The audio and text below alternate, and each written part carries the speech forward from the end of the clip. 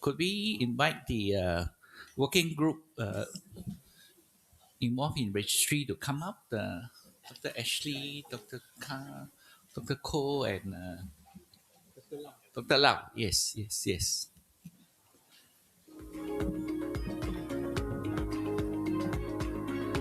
So we would hear from them what are the progress they have made and what are the challenges they are facing.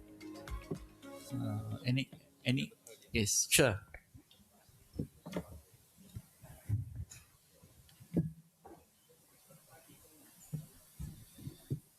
Clicker. Okay, thank you. Thank you very much. Again, I welcome also my co-chairs, Dr. Ko Bo Sheng and Dr. Lau Zhentang. And we're thinking, as we talked about the discussions from the first session for all the AML, ALL, and CLL working groups, that there's interest, obviously, in registry development. And I thought I'd talk through some of the issues in this presentation. As I titled it, The Power of Information, Understanding the Importance of Clinical Registries, and what are the challenges facing development of an age-specific, for example, leukemia registry. As people are very well aware in this audience, what are the roles of registries in healthcare settings? And these are effectively databases that can systematically collate health-related information for diseases, conditions, and specific treatments, and monitor outcomes over time, with a specific purpose of improving patient care or facilitating research, and also, importantly, informing healthcare policy um, for a number of reasons. And these are some of the outstanding registries which have helped do that over time. And I won't read through all the detail there, I'll let you to read. But for example, the CIBMTR, International Bone Marrow Transplant Registry, the Lymphoma, Myeloma and Related Diseases Registry, which I know some of you participate in and run out, led by Andrew Spencer at Monash. And also, as we've been talking a bit about this morning, the National Blood Cancer Registry from the Australian Leukemia and Lymphoma Group that Professor Wei had an instrumental role in establishing. So you can see that registry development from the discussions this morning is actually quite complicated, especially multinational or multi-institutional sites, but can be very impactful. And for example, CIBMTR, for instance, by leading establishing standards of data collection, standards for defining, for example, graft versus host disease, and contribute to understanding survival analysis, such, for example, HLA typing, where we know the power of numbers has importance, because from any individual institution, you won't have the statistical power to identify important differences, such, for example, HLA matching. One step before. The other thing about registries, for example, for the NBCR, is that you can actually utilize registries to facilitate clinical trials, for instance, for data collection. So thinking about an APAC leukemia registry, the purposes you can think about as all these potentials. And the goals, I don't think, are hard to pick, because we want to think about all these purposes to facilitate the outcomes for our patients in this region. And this is a great and initial grand vision. However, as we were talking about this morning, there are specific regulatory complexities around that. So data, for example, for the APAC region for leukemia outcomes, there are other data sources which are reported on from, for example, government sources and published, for example. So this is one of the publications about leukemia in the Asia-Pacific region across the world, from a global database contributed on from government sources to a international cancer registry. And a more recent paper by Zhang et al. Analysing this data shows why this registry concept is quite important, because it's quite predicted and you can anticipate as, for example, acute myeloid leukemia is an age-related disease. As the population in the Asia-Pacific region ages, we would anticipate the incidence of this disease to increase. So we actually need to think about understanding this more, and also thinking about our treatments, the impact on that population, and the treatment outcomes. And you can see this across a number of different hematological conditions in both male and female. And you can also think about what the annualized percentage changes are for the heat map on the right. You can identify in the red those diseases which are anticipated to increase in incidence over time. And this is a feature of our biology and our aging population. So another leukemia-focused paper has identified this in the US, and this is a global phenomenon where the incidence of cases for AML, CLL are anticipated to increase, but also CLL, also CMN and ALL, relatively flat because it still remains a pediatric prevalent condition rather than adults. But even though rare, ALL will increase with time as there's a second slow peak in the incidence over time. And this is still a very poorly served population with ALL in terms of outcomes.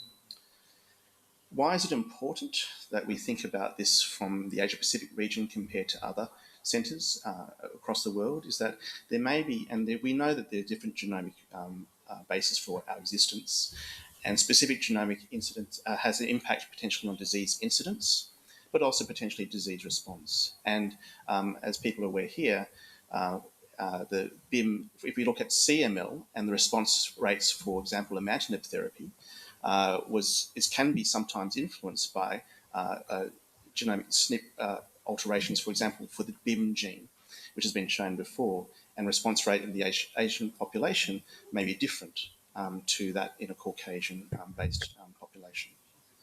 So this is a profile, for example, in looking at different gene mutations in East Asian population and compared to Caucasian population. And it's not the perfect study, knowing that there are biases in terms of the numbers of patients tested they're showing sequencing, but they're not actually necessarily matched between the two genomically between the two types of populations, which potentially has implications on genomic subtype of disease and also how diseases may respond in toto, depending on the types of treatment, especially targeted treatments that we're thinking about evolving with our treatment stratagems. So back to the thinking about the aims and the purposes, we can now think more in terms of the weeds about what technical things that we need to think about and what regulatory things we need to think about for this type of registry development. So this is a fairly well-worn roadmap for development of registries. And this is, we can talk about this point by point. And establishing, obviously, the need and expert committee is a critical aspect. And I would also think about involving consumers, patients themselves, in terms of this type of registry scoping. As Dr. Lau alluded to this morning, in terms of developing governance structure, both in terms of the registry development as a strategy, but also the aims of what you want to get out. If you want to get publications out of the registry, understanding the governance structure about, for example, authorship, but also the governance structure in terms of those types of multinational agreements that we need to think about. So that's, in 2 points, simplified a very complicated process, which can sometimes take months to years. From a practical perspective, in terms of registry development, establishing a common data model for data collection is the technical aspect. It's relatively, to obtain a consensus about that's easier probably than the governance processes, but thinking about that's going to be very important. And what you want to get out of the registry defines what type of data you want to collect in it, and also the standards that you want to use for the data collection. So if you have multiple sites, for example, for even just a diagnosis of, let's say, acute myeloid leukemia, we need to think about how we're going to capture that data and categorize that data, because categories is how we define our reports and how we define our outcomes based on a group of classification. And in the ALL working group yesterday, we asked the simple question, who will adopt the WHO 2022 classification system for the diagnosis, even for AML or ALL. And that is very much contingent now on having next generation sequencing available at your institution. And on top of that, in where it's not being funded, patients who can actually pay for that. So the idea behind that standardization for that very simple question, how do we classify disease in a registry, is very much a technical, a very important and very difficult question, because we will be left with classification standards based for the majority of science, not based on the most contemporary genomics, but we may be left with morphological types of classification diagnoses. And when we start to understand registries themselves, the data quality and understanding your data fields is probably one of the most important things that you need to think about. Those standards and also the processes for data collection. We also ask the question, for instance, who enters the information, for example, into existing registries? For some groups where it's well funded, there can be the opportunity, if you're lucky, for data managers at sites to enter that information in. And as you know, data managers will have a high level of quality in terms of the data being entered, because that is their role. But for some hospitals, and I would argue for most hospitals, that data is going to be entered in by interested and motivated clinicians. And some of those interested and motivated clinicians are rotating on a 3-monthly basis, such as the registrars, residents, etc. So that question about data quality becomes really important, because you want to be able to trust the information in your registry to be able to make conclusions about what you actually have in there. So you need to kind of, understand the registry as a system, not just in the terms of the data itself, but from the human in the loop, from the very beginning, from data entry, monitoring data quality, and also importantly, understanding missing data. Because if there's not a consistent uploading of information, updating of information, and a supervisory role to govern that, then there will obviously be missing data in the registry, which will be therefore not necessarily contemporary. And that comes down to the question of resource. The data platforms themselves that people think about, that's actually quite simple, I think. There are a number of organisations or processes that can be used and have been used for multinational purposes. And the data platform in some ways can affect and influence how you enter the data, what data you use, or the process by which you do that.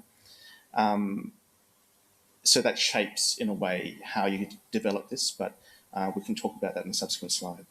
But that's probably the most, the part of the entire process that you have the most control over, the data fields and the platform, and other things are potentially actually more complicated. I think to establish a registry actually does require quite a strong strategic plan and working in developmental stages for initial projects. And as we know, depending on the question that you want to ask, you can think about how you want to structure your registry. So, for instance, if we took for the ALL working group question, what are the toxicities of PEG asparaginase when it's introduced across sites? We have very defined and well-defined data fields, right? We know what the drug is. That's simple. We know how many doses we may be giving and the frequency and schedule. We know which treatment regimen it will be mapped to. We know we can use NCI-based criteria to monitor toxicities. But for more secondary use questions, where we actually don't have necessarily defined outcomes, then that can be harder. So, for example, if you're thinking about AML/MDS now, what are we recording in terms of that overlap classification system in WHO? Are we assessing, for example, for MDS treatments, which maybe people still may be eligible for if we're not collecting genomic data? How do we record that sequential, for example, blood count parameters? And you see and this is why I think having an Uber registry, we're trying to collect every bit of information for every single disease in one common data model, is probably better served to have project-specific data models which are linked to identifiers, for example, and that allows it to be a much more manageable process. And obviously, the bottom line in terms of the scope and scale of the registry and its feasibility, and also its ability to be maintained long term, comes thinking about the costings and a budget. And this is a very important question because it defines whether the amount of time and treasure that you're actually contributing to a registry is sustainable. Because once you build it and you feed it like a fire, you need to keep feeding it, and it will still consume resources and time, but you still want your outcomes, and you have to think about ways to maintain that. So datasets for secondary analysis and research, as I mentioned, briefly mentioned, is a key role for a registry. And this is just taking you through a walkthrough, for example. If we're thinking about one of the most important things about registries is understanding where your data is and where your data comes from, you can think about all these different sources. And this can be very different depending on your institution and country where this may come from. From clinical data and ECRFs, for example, you do have that local institutional control. You can also integrate from a patient-specific purposes, for example, patient-reported outcomes. Again, local-specific control. You have that control over it. But you actually may have more accurate data, especially in terms of survival, where there are national data sets which we need to report from government about population survival at an individual level. That may be actually more accurate than institutional survival data, especially if patients move.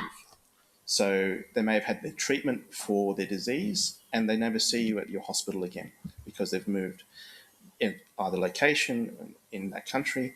And we do have time of last follow-up, for instance, information for hospitals, but that's biased if the patient's alive for survival because they may have died in another place and not been recorded. So those things need to be thought about in terms of what's biasing your data. But if you're thinking about using that type of government data, there's additional levels of agreements that need to be undertaken with a government institution. For example, in Australia, it's the Australian Institute of Health and Welfare, and that, again, takes time, money, and a lot of negotiation with that institution. So if I was to ask for survival data to link to my patient data in a registry, the AIHW would need a technical assessment of my platform, and then we would need to undergo a review process and an application through a human ethics, and we would expect at 3 monthly reviews of this process to potentially be able to get that data in about 12 months. We would need a secure platform because it's individual linked identifiable data. So that's where the platform requirements come in.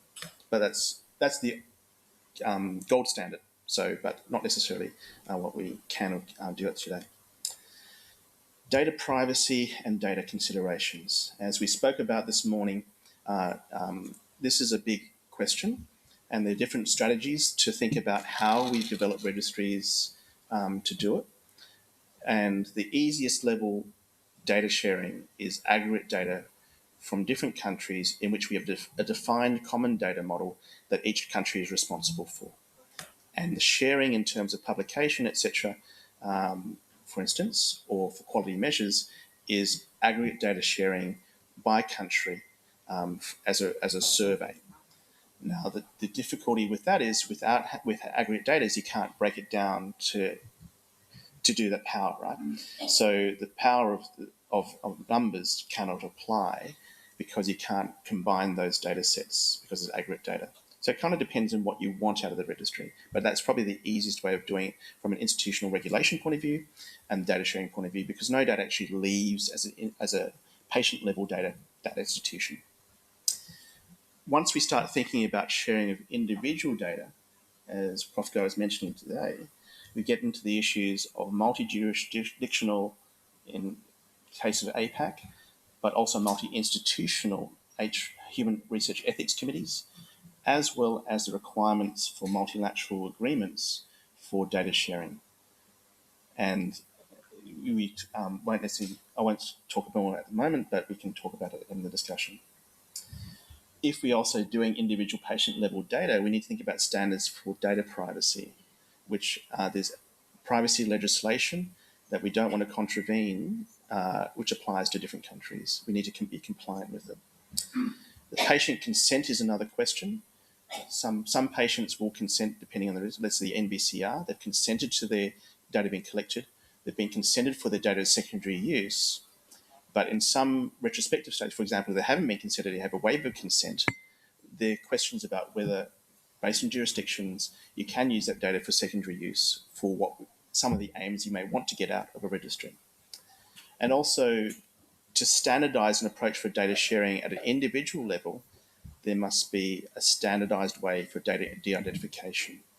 And that's in terms of scrambling, for example, dates of birth, scrambling locations, for instance. But it's a complicated process and it can be varied by country to country. And there's also specific legislation that we may need to be compliant with. So, for example, in Australia, there's been a review of the Privacy Act, and the Privacy Act the government has agreed on to adopt suggestion was that genomic data was now patient identifying data, which causes me runctions because they haven't defined what level of genomic data. Is it a SNP? Is it the FASTQ files? Is it the BAM? So is it genomic data from RNA-seq? Is it genomic data from DNA sequencing? We don't know that yet. But if it does become a patient identifying data, then you actually do need patient consent to be able to participate in these types of registries. So that's, I think, the next steps, and I'll probably leave it there. I think we've got enough motivation and from this inaugural meeting to think we can form expert committee of practice from the AML, ALL and CLL. That's not a problem. We have a registry group here. We have enthusiasm from sites to participate in that and leads in sites to act as the champions and PIs. I think we still need to engage in consumers to think about this as well in terms of a long-term strategy. If we sidestep the governance issues for the moment, thinking about what questions you want to ask. And as we mentioned at the ALL working group presentation this morning, we want to focus on peg asparaginase. And that defines the common data model that we want to use, and also the PICS and et cetera that we may want to do that with. And for that relatively simple project, we can potentially rely as a survey on aggregate data from different sites. So that's, I think, can be doable. If we want to combine sites, if we've got multiple hospitals within a country, then we actually need to move to individual kind of level de-identified data. We need the standards for process for data collection, and again, that's defined again by thinking about how you want to classify your outcomes in your fields. So how are we going to define AML? I think we still need, because of the NGS has not been widely adopted or supported, we actually need to step back to older classification systems, knowing that we may potentially be able to populate registries in the registry in the future by adding genomic classifications in, but we need to cater for a common denominator to understand disease classification. A very simple and critical part of a registry, but obviously limited by resources and information currently, but needing to have a strategy for in the future. And then thinking about establishing a project plan, and I think that will be defined by each of the working groups in terms of what questions they want to ask initially, addressing the simple before addressing the complex, and using that experience to work through some of these issues with the idea strategically down the line of understanding what you want to achieve from a registry and what your ultimate goal or outcome would want to be. And knowing that would actually inform you about what type of support that's required from a financial and EFT point of view, as well as the process by which agreements need to be undertaken. I talked about that a little bit, about demographic removal, disease classifications, coding treatments is also an issue, potential issue from current state and future state as therapies evolve. How do you code a treatment? For example, venetoclax dosing with different doses of azacitidine or cytarabine. It becomes a more nuanced question, especially if there's different doses may have different outcomes. Response to systemic coding potentially depending what you're measuring, and as I mentioned before, how accurate is your data blast follow-up for a patient status compared to national, for example, death indexes or registries. So I think I'll skip over the slide as Andrew mentioned about also that 2022 WHO classification. It is very genomics based, and if we aren't able to approach that from a APAC view for the majority, then we cannot. I don't think we can use this at the moment. So that's it, and I'll stop there. Thank you.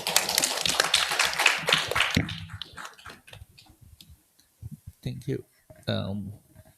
Any of the panel members have anything to add? Professor Koh and Dr. Lau? I think from the presentation in the working group for AML, AL, and the CL, I think most of the working group are trying to engage in some kind of registration. So I think the next step, instead, in addition to the work proposed by Ashley, so I think we must create some collaboration with different registration system, so that they can collect the data their own with their own specific requirement.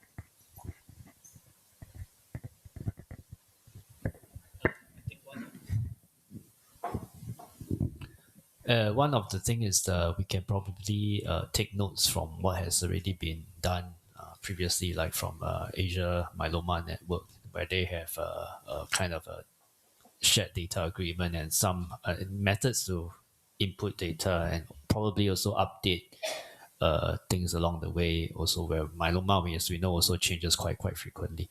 So I think that's one of those things we can take notes from. We've already established work groups who have experience in this. Yeah. Okay. Maybe some quick comments. So for the working group, everyone wants a registry shared databases, but actually so eloquently pointed out that the issues to be surmounted are not trivial. So you need to be very clear what kind of data you want and so forth. But even the Asia Myeloma Network has Andrew Spencer and a whole backing of Monash, which is a basically data repository for everything, Neurola, Respila, everything else, and they have a whole big division to do that. So, and his registry has like a budget of millions of dollars per year. So, not really that easy, lah. Really, it's quite a lot of work to be done.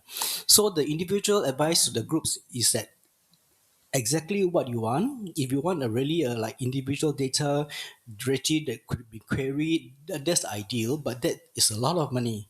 So if you have a project, let's say you want to know your P53, then just get aggregate data. That's the lowest hanging fruit, right? So and then even for our registry group, when we first conceived it, there are different levels. Clinical data. You mentioned genomic data. Singapore also has genomic, and we defined it. Even when we defined it, what is to what level is very complicated, because to bank the genomic, you have, let's say you sequence AML samples you want to share, it's really not easy. And of course, the third part, of course, is a virtual tissue repository, which AMN has done. Okay, and it's useful because you mentioned BIM. I'm glad you mentioned BIM. BIM is from our group. I'm privileged of being part of the BIM. CML was my first iteration when we were bringing CML back. But this is very useful because we have really Asian specific kind of data. So eventually when we get there, but let's start very low hanging fruit first, get the agreements, define what we want. Then after that, if you really want a working registry, we need to find funding. APLC can provide the seed funding, but we cannot fund a full-fledged working individual level data. One just very minor point, you mentioned aggregate data is fine. You mentioned that individual data, you need consent, RP, and that. In Singapore, there's a slightly one more level, which I don't know whether you want to go to down to that detail. So human biometric research is defined. Human data is only if it's identifiable. So if we de-identify, it's actually not non-human, but and it's not under the law. So we actually can share de-identified and what level of de-identification. So I don't know whether Australia has the same kind of distinction and other countries. So a lot of really nitty-gritty stuff that you need to get down to go on. So maybe we can hear from the countries what are the difficulties, and then from the working group what they want. So you tell us what you want, then we start the lowest hanging fruit first. So perhaps we can go around the room to think about, from a country-specific questions, what your data privacy laws are in terms of what you can share. And maybe just start with that, actually. That might be the easiest. Take volunteers.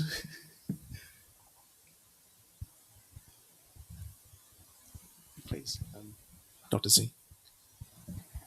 Yeah, I think as I said in Hong Kong, as long as we share anonymized data and those data are collected with the approval by the relevant ethics committee, I think it's totally fine in Hong Kong. So I do not actually see a lot of problems with that, because those data, even get hold of those data, you may not be able to identify individual patients with those data. So that's totally allowed, and for passing the ethics committee is not that difficult with that sort of retrospective sort of type of research. Thank you. And I think as we discuss things, I think we're going to find out that we know that different countries have different regulation about this. There's a question there. Hi, Malaysia. I can speak for university and perhaps not sure about Ministry of Health. As long as we would prefer the registry if it's part under like similar quote unquote clinical study, where then we can go through our ethic and perhaps with a local institution clinical research department where we sign a simple agreement, and I think then that should not be a big issue.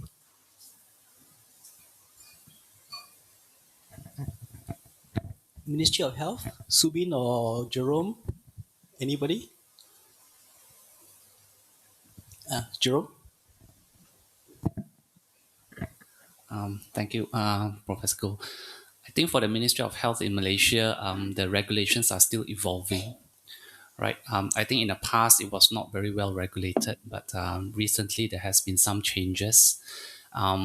There are going to be some issues in international collaboration, especially data sharing with international entities.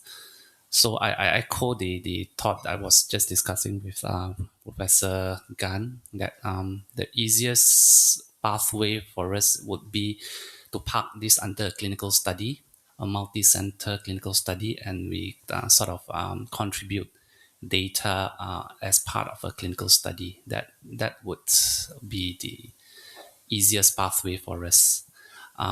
If we want to contribute to an international registry, I'm afraid we have not yet had much experience. Although we are participant to the Asian Myeloma Network by my boss, Dr. Tan, but that participation predates recent regulations. So that was a grandfather's clause, and I don't know how things would move from here on. Things are still evolving in Malaysia, unfortunately. Thank you. Could I ask comments from Thailand? Sorry, questions about that, about data sharing agreements. So I think the situation in Thailand is the same as the Malaysia. So if the data set that we want to share is included in our already ethic approved form, so we just send another forms and it's easily to repeat ethic committee approval again side by side, and it's not the big problems. Because we already have the data as a multi-center in our country and it's already approved by the ethic that we have a big, because China don't take care of the ALL registry in that country. How many patients now? I'm not sure. Yep. Now it's around 1,000 something. Yep, we did it. Yep. But after that, to share with international, I think we did it before, but it had need to be signed with clinical trial agreement to the dean of each center. At that time, we share the acute promyelocytic leukemia from our study, and yep, it can be done, but there is a process. Yeah, but I think in Thailand it could be done. Yep. Could I ask any representatives from China? So I think first of all, I should say it's a good thing for the data registration, but also I have faced some big difficulties in our country. That's due to we have very clear regulations of the data, because we have a specific department responsible for the patient information. Either due to we have very severe control of the genetic resources. If the patient number exceed 500, must be approved by this kind of department. To my opinion and knowledge, it's quite hard to approve this kind of registration. So this is a big problem for us. But maybe you can try. I agree with Malaysia or the colleagues. If we have some clinical study, yeah, maybe it's possible to get the data together. Otherwise, for registration data, I think extremely difficult for us. Yeah. Thank you. And also in Taiwan, I think the situation depends on different institute. Some institute, if the PI agree, they can share the data freedom. But to my institute, I think it is a question that we must declare what's the purpose of this data. So if the APLC want to collect this information, we must amend the IRB. But I think it's easy to go that way. We just need some paperwork. Korea. No.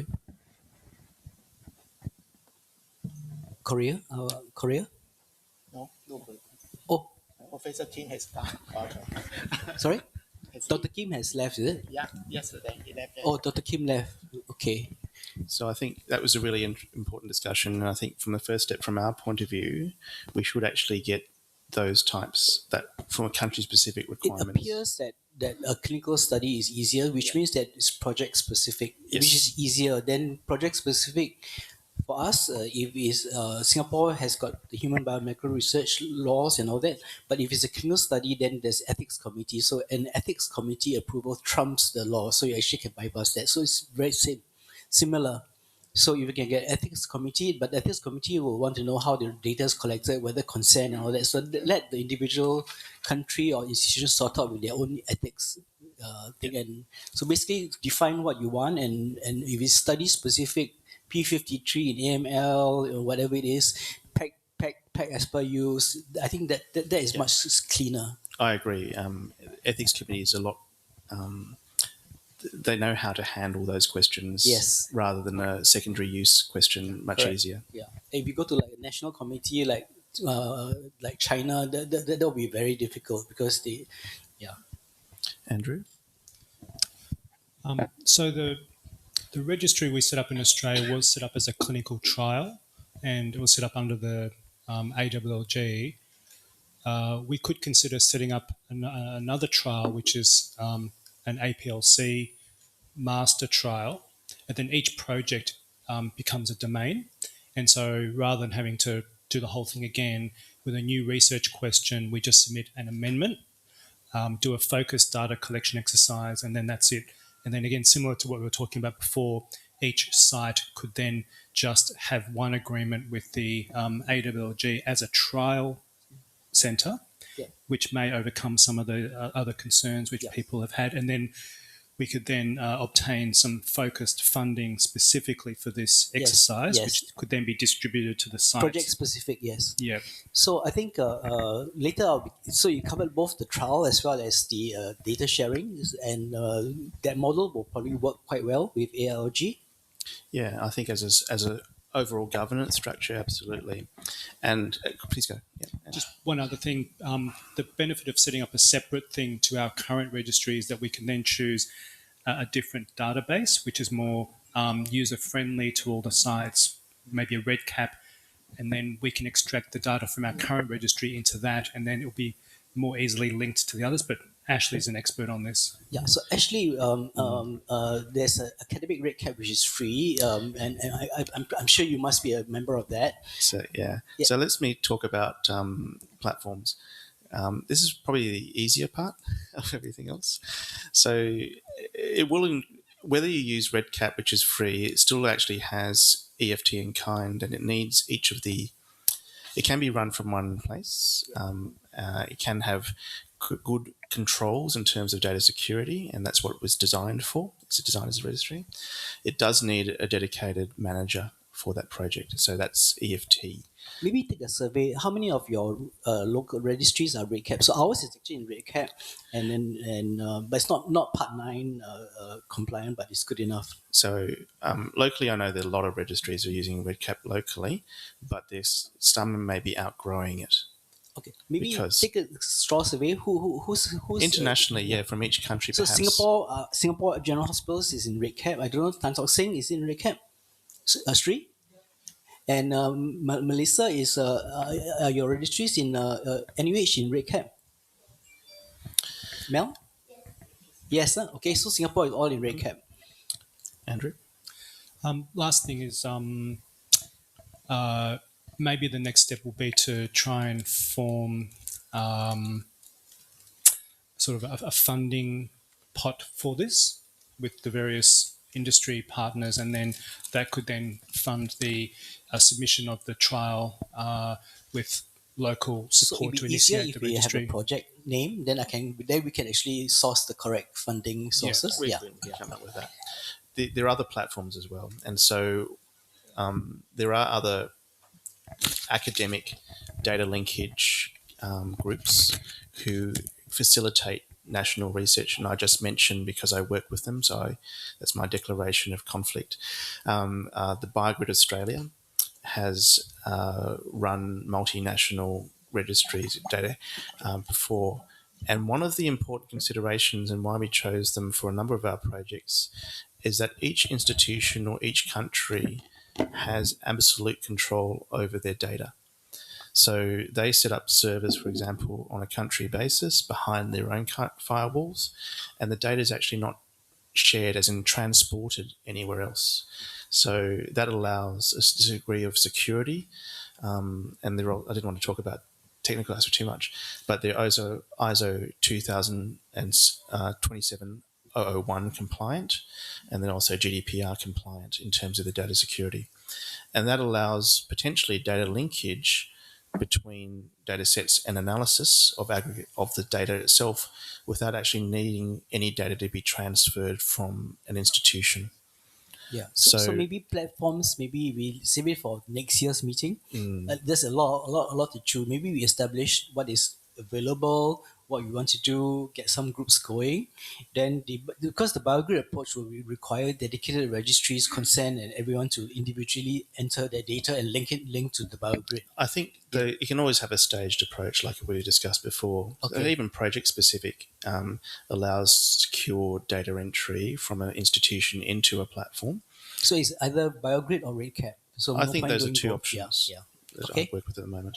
Anyone else have REDCap? Maybe just show a hand. It's easier, faster for them.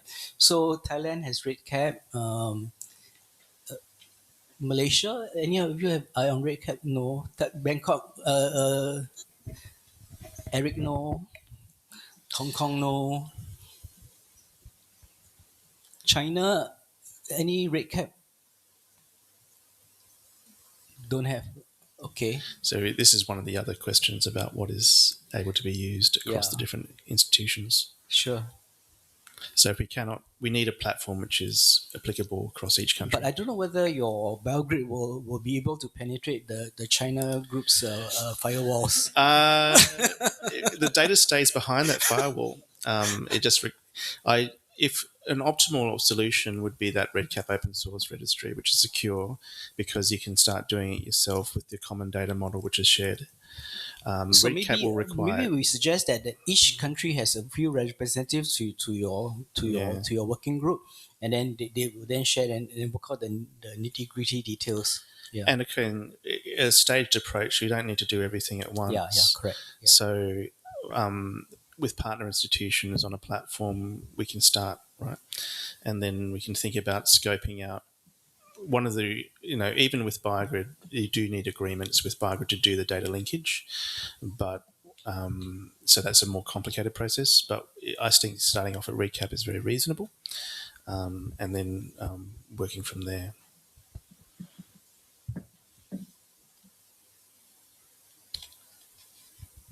Dr. Ko, Dr. Lau, anything else you'd like to? Yes.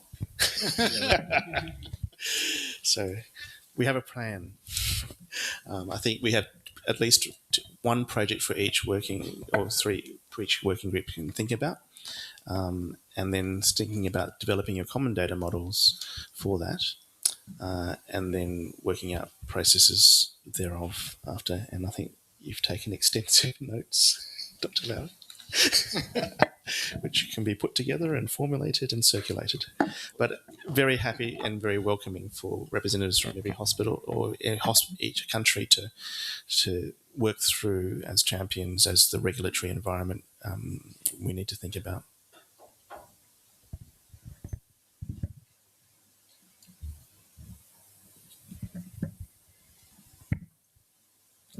Yes, Xiaoti, you want to have the last word on registry?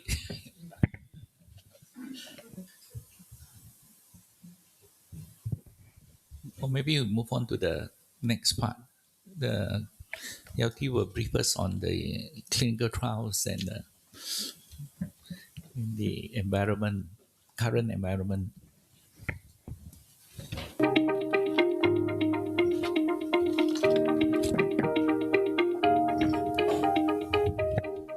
So we actually combined the three groups together: advocacy, education, and clinical trials. And our report on behalf of trials and education and Suchin is actually patient advocacy, but we will just summarize basically what we discussed at our previous meetings. So as we gathered can we have the next slide? Yeah, so actually a lot of people have, in our survey, we really have quite a lot of very, very dedicated trial. All of us are very keen on doing trials. That's why all the working groups have trials. But the trouble with trials is that, as we discussed from last time, that there are a lot of issues for multi-site IITs. It's very complicated. Each country has its different agreements and issues and so forth, drugs law and all this. And it's really quite a huge problem to do multi-site IITs. Even for AMN, they have an umbrella under International Myeloma Foundation. They are the main sponsor. They took a long time to even penetrate some of the sites because of various specific issues. And they engaged a very large academic CRO, SCRI, based in Singapore. And even that, with that and a huge amount of money, is really quite challenging to do. So the conclusion is that I think next slide. We just click. I think my conclusion is actually we start slow. I think to do a multi-site IIT and with APLC as sponsor is going to be very, very challenging. So I guess the best, as what we've been alluding to, is actually to leverage on existing trial groups like ALG, that they can actually do a master agreement, and then the individual countries, individual sites be their own sponsor. That means, if a site X wants to be part of it. You be your own IIT, you get your own approvals. We will share the same protocol, and then we enter the aggregate the data into the master registry, and then we combine it together. That will be the cleanest model. If we want our own IIT, then we just approach whichever farmer or is involved and then funding for that will be quite minimal.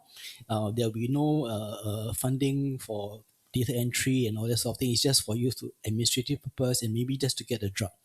So that would be a sort of very similar to what we discussed for the model of data sharing. And Andrew had mentioned that ALG can possibly take on that role for both the data sharing as well as the master site agreement. The other possible model is a flexible model that we discussed. Basically, a farmer-led trial. So they will have the ability and the bandwidth to actually take care of the local regulations, ship the drugs to the individual countries and all that. But with APLC developed contracts, concepts and protocols like ECOG or something like that. So to do that, we actually need to be a sort of fairly well-established entity, or we have enough weight with the farmer to actually convince them to do, because it's considerably more expensive. But if there's something that's of interest to the individual farmer, I think that is also feasible. It's probably easier, and I think the AML group, possibly Astellas, could be interested in a gilteritinib kind of project with that. Hopefully, we'll work on them. And then I guess moving forward, if we have a lot of different proposals and they're conflicting, then we may need to have a clinical trial committee to then vet through. But I guess for now, we will let the individual working groups police their own, such that we don't get a whole flood of proposals. So I guess the conclusion is that we start slow. We don't do burden ourselves. We don't this that. Okay, so that much for clinical trials. Then we move to education report. Next one. So education has been quite busy. We published a white paper on various models, like a white paper on APLC, what we do. And this is a list of educational events that we've done. So these are actually quite low-hanging fruits. We have two clinical updates, one in AML and CLL, and then one preceptorship program on CLL, and then we have different consensus guidelines in PRESS. I'll just go through some of them. So this is our clinical update in AML and DLBCL, and this was in March. This was the time during the lockdown, so it's all virtual. And then these are our speakers. And then these are the sponsors. Okay, so then CLL, the request for CLL update. Okay, we had Con Dan and Suchin was chairing. Then again, that was quite well received. The MGM AstraZeneca was sponsors. We have a perceptorship program. So that the one we involve some of our neighboring Southeast Asian countries from Vietnam, Indonesia, Philippines, Malaysia, Thailand. They came down to Singapore. We had a in-house working program on CLL, where we discussed about management. Eric was our guest speaker.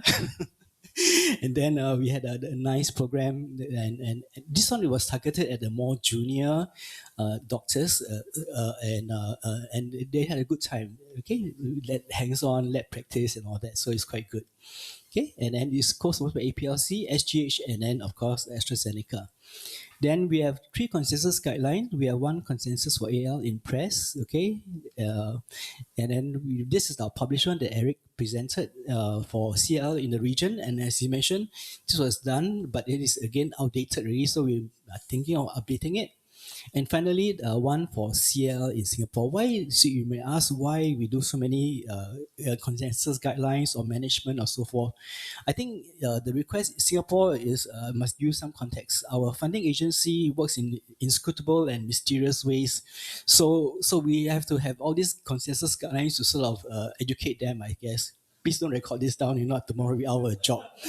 But so in a sense, yeah. So we felt that we needed one for CL in Singapore, and so those are the sort of kind of thoughts behind why we do so many CL. And CL moves very fast, so a lot of work to be done. So we have one for CLL and this other thing.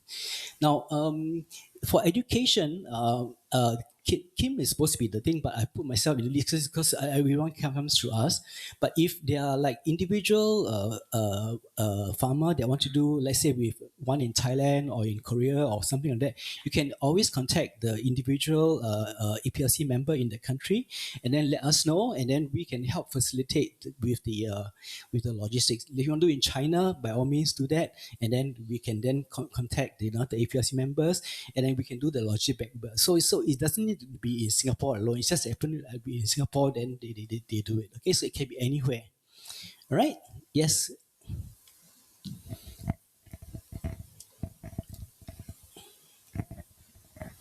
And advocacy, we talked about it. But Actually, I was thinking for education, maybe each country or even each center, we can nominate a lead. So even if they want to organize country-specific or region-specific education sessions, there's a point of contact rather than just contacting some. Sure. Yeah. We will see the request from the pharma, the industry. So that's why we have all the industry people here today. Any questions on trials and education? Advocacy, we take slow first, baby steps.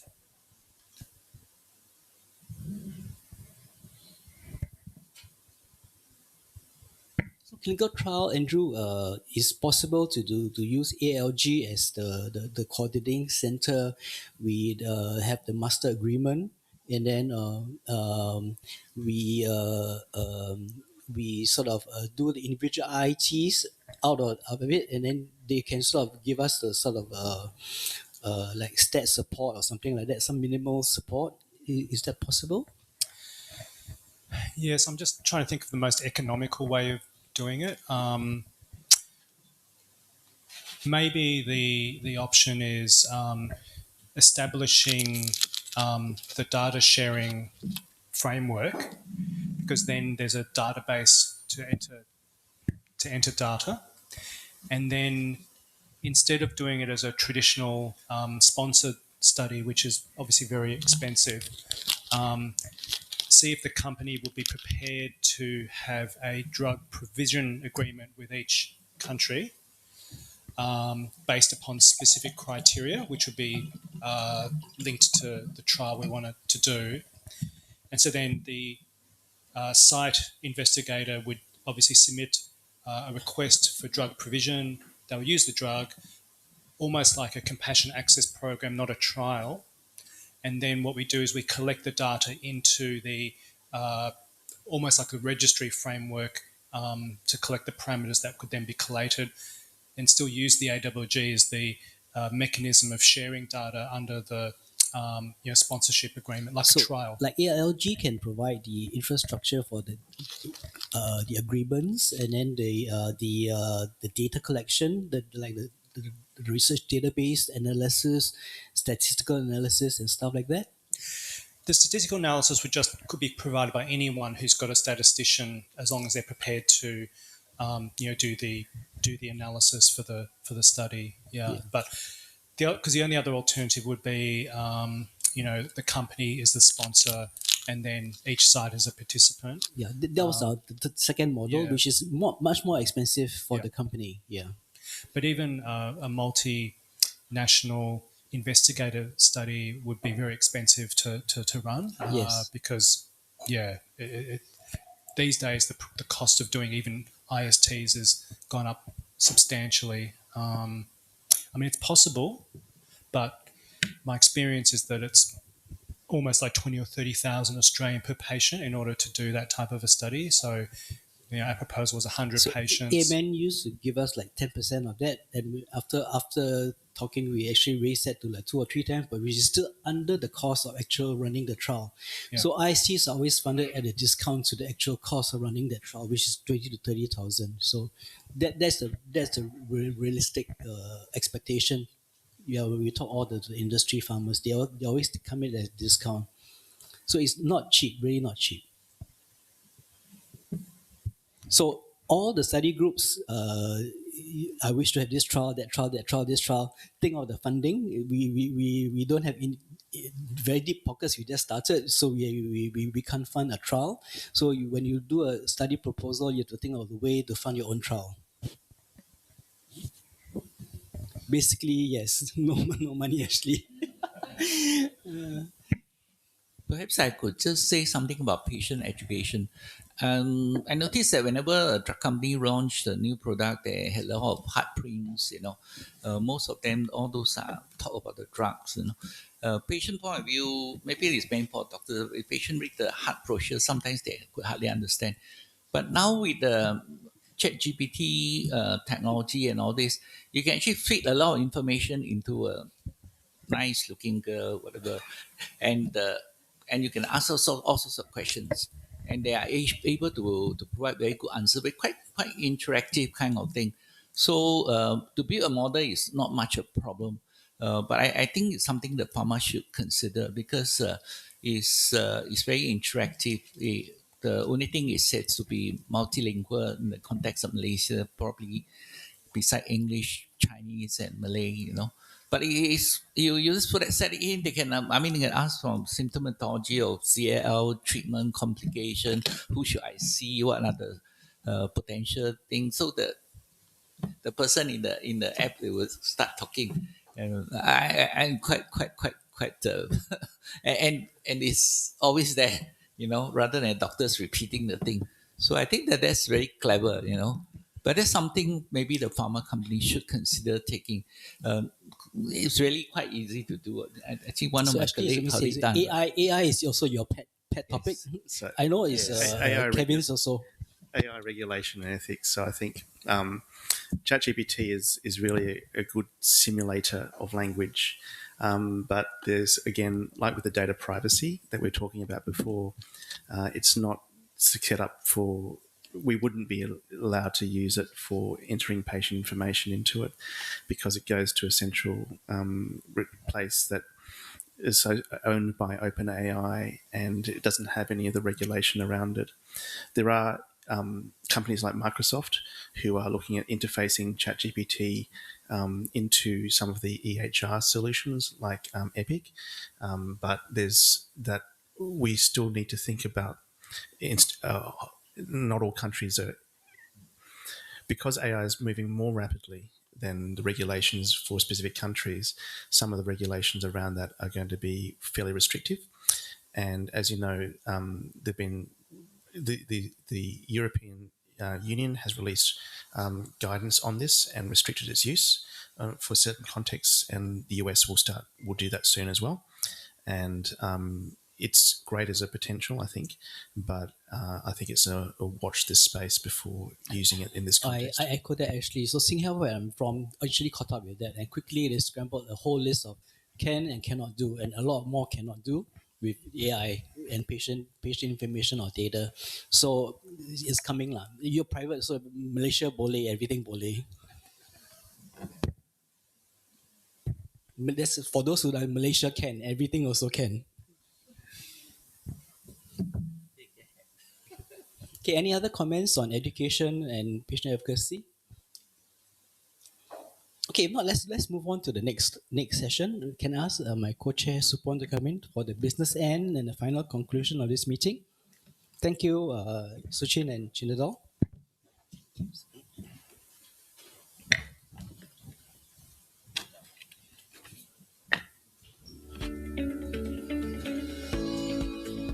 Okay, moving very quickly, the business end of the meeting. So, as you know, APLC was set up to be a professional body, so we actually have constitutions to regulate and police ourselves. So, when you join, we send you the constitutions to say you agree to abide by this. But we have sort of matured and we feel that there's a need to change the constitution. So, therefore, we are proposing some changes. Okay, so let me then move. Okay, so we have made some changes to the key roles. In clinical trials, I've asked Chen Tang to help me, and you eventually take over clinical trials. Education, as I said, a lot of people request through us, so I put myself in education with Kim. And then, of course, we heard that the newly inaugurated CL working group, thanks to Eric and Lalita. So, so the new key roles are actually mentioned here. These are the main people. There will be, of course, co-chairs and all that for the other working groups. So I'll let the working group sort out among yourself who to put on paper. You just let me know who to put on. I'll put it. We'll put it up there. Okay. So these are new key roles. Now, the amendment to the constitution is, these are the ones that we want to vote on. Basically, we feel that it's about time to have a president and a vice president. And previously, you know, it's just me, the director, and I don't want to keep doing this job forever. So this is my last time. Next year, we're going to pass it on to the president and vice president. So we are proposing officer of president and vice president at the general meeting, which is here. And the term will be for 1 to 2 years. So it depends on the president to decide I want 1 year or I want 2 years, and then they will be retire after that, and then after 5 terms they can come back again. All right, and then if there's vacancy, so for some reason or other, with the exco can actually come to actually fill the vacancy, and then the president and vice president should not be of the same country. Okay.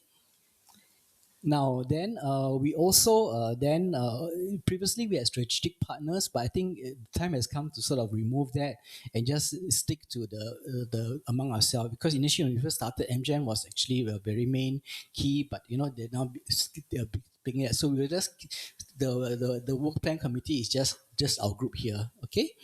So with that, can we just agree on the constitution change? Who agrees? Show a hand, please. Okay, Norman, majority. Thank you. Okay, now we have the exciting part, voting for president and vice president. So maybe for president, I propose Supon. Any seconders? Okay. Anyone else want to compete for presidency? Okay, no other proposals. Then Supon is our president. Yes. Which means that the term will be for this year and next year, and the next year's meeting will still be in Thailand. Okay, right. Then Vice President, any proposals? Yes, Suchin. So propose Prof. Wang Jianxiang. Any seconders? Second Wang Jianxiang. Anyone else want to be Vice President? If not, then we pass that. So congratulations, Prof. Wang. Which means that after the meeting in Thailand next year, the subsequent meetings will move to China. So we all can finally go to China for our meetings. So it's very good. Okay, very exciting. We'll go to China for the meeting. So okay, that concludes the okay. Then now future plans. Okay, so I've mentioned the future meeting next year is going to be in Chiang Mai. Okay, because we've decided that it's more interesting to have a main city meeting and then a one of the more resort town. And Chiang Mai is a beautiful city. Later Supon will tell you about Chiang Mai and why it's very exciting. And then after that, subsequently you'll be in China. It's like a bit rigged, but we already know that. Okay. Now, explanation of the meetings and the various country groups. So they say, why not, Indonesia, Vietnam, and so forth. I think when we first started this group, we wanted to go slow, because I think if we go too fast, the number becomes unwieldy and it's very difficult. AMN for the longest time, after 10 years, then it started adding Indonesia and Philippines. So they think took a long time to consolidate. So I think we don't want to have too many countries to do that. So we will slowly do that. And we restrict our membership to invited key opinion leaders, people who are in the field and recognized as key opinion leader by your peers.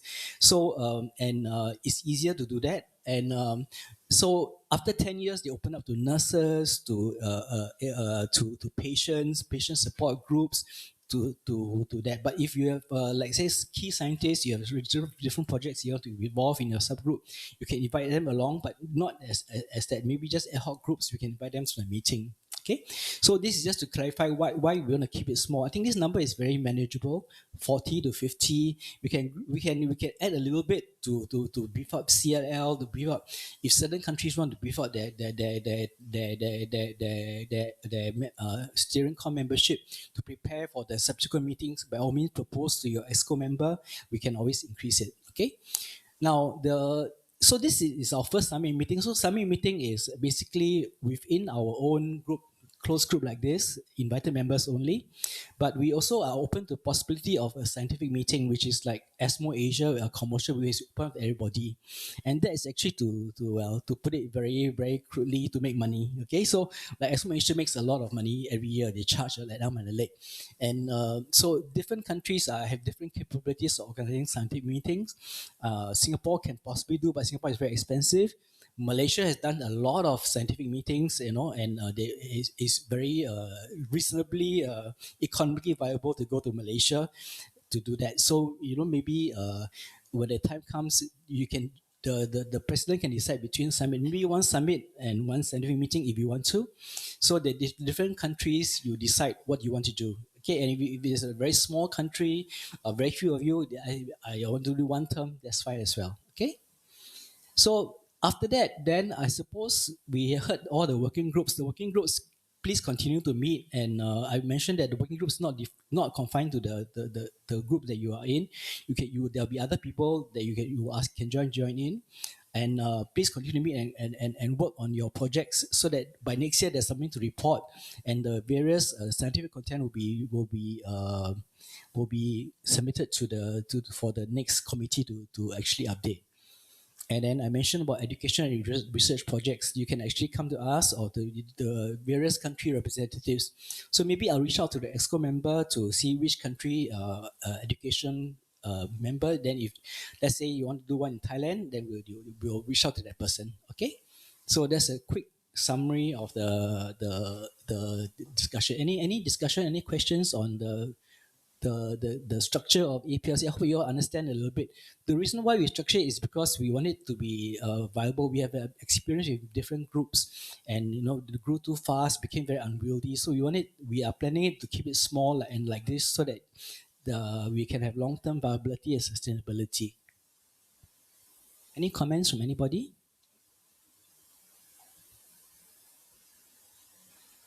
Okay, everyone is very tired. Okay, so maybe I will give my summary of the meeting, and maybe can we have the survey? Can you all can help, because can you all please do the survey? Can do that now, because this will help us plan our future meetings, and also a lot of our sponsors require a positive feedback so that next year they can actually give us more money. If not, if negative, then everyone's useful, then we can't get funding. All right. But I'm not trying to force your answer, but please respond to the survey so that we can actually do that. Okay. So maybe while you all are doing the survey, I give my sort of comments lah. Okay, my thoughts. Okay.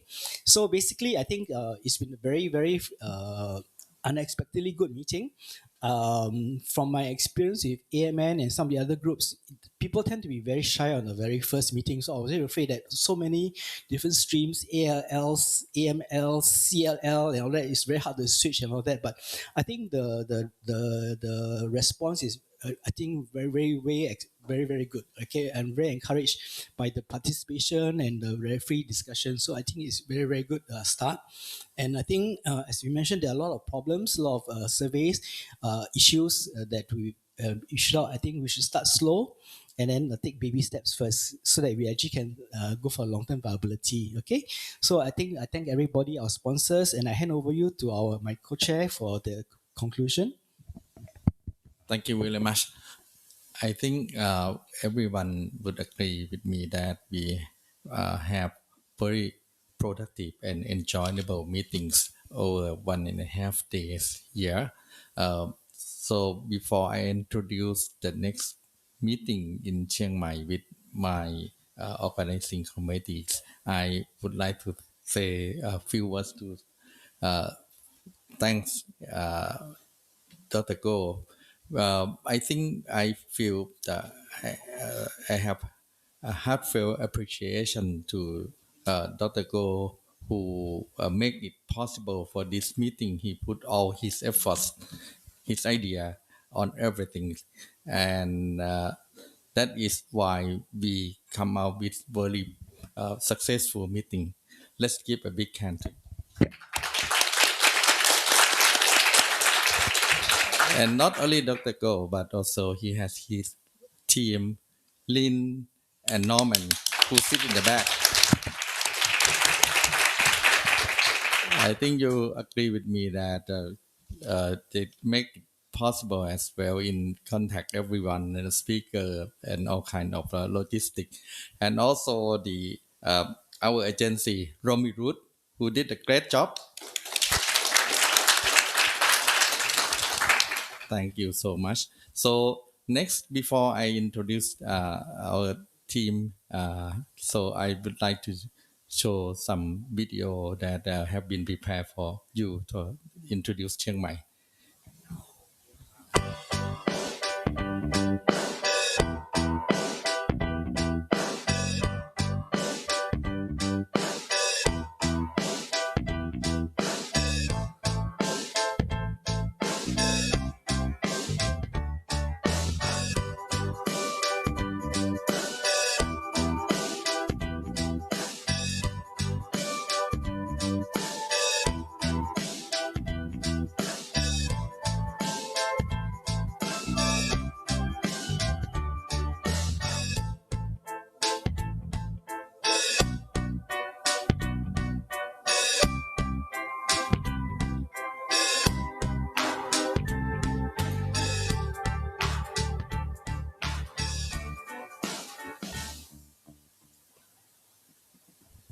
Thank you very much. That is very nice video.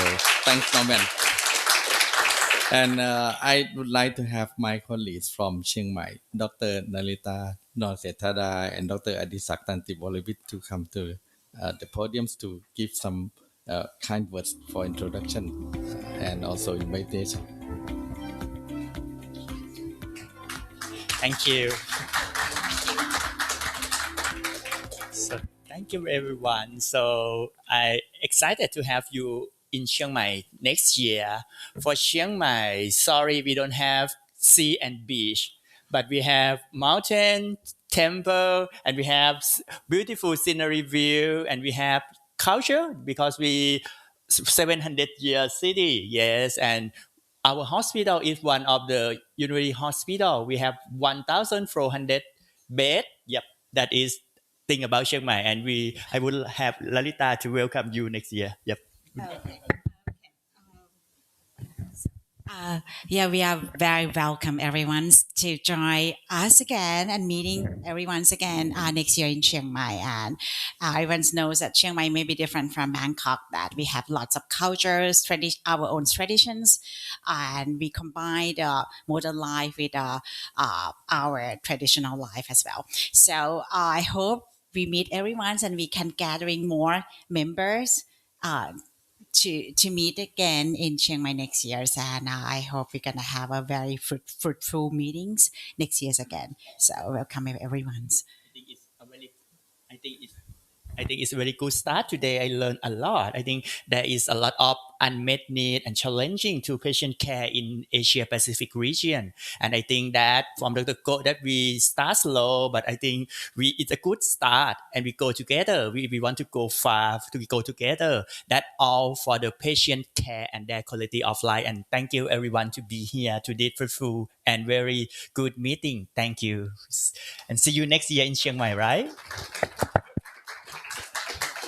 I think we expect to have the second APLC summit around November, but for the date, we need to work it out because we have to see the for logistics, for accommodation as well, and they are professionals because we usually have annual Northern Hematology meeting every year, and we enjoy the meeting, that successful meeting in Chiang Mai. So I am confident that you will find the second APLC summit very interesting to join.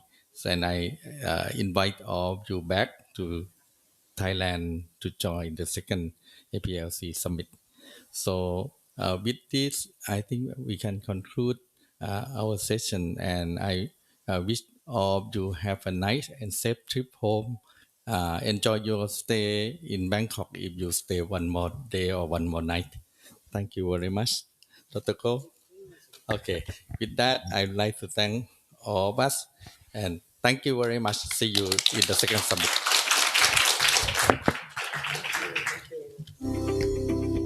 Okay, ladies and gentlemen, we would like to thank you for all your attendance. The lunch will be at Lumpini Room 1 and 2, same as yesterday.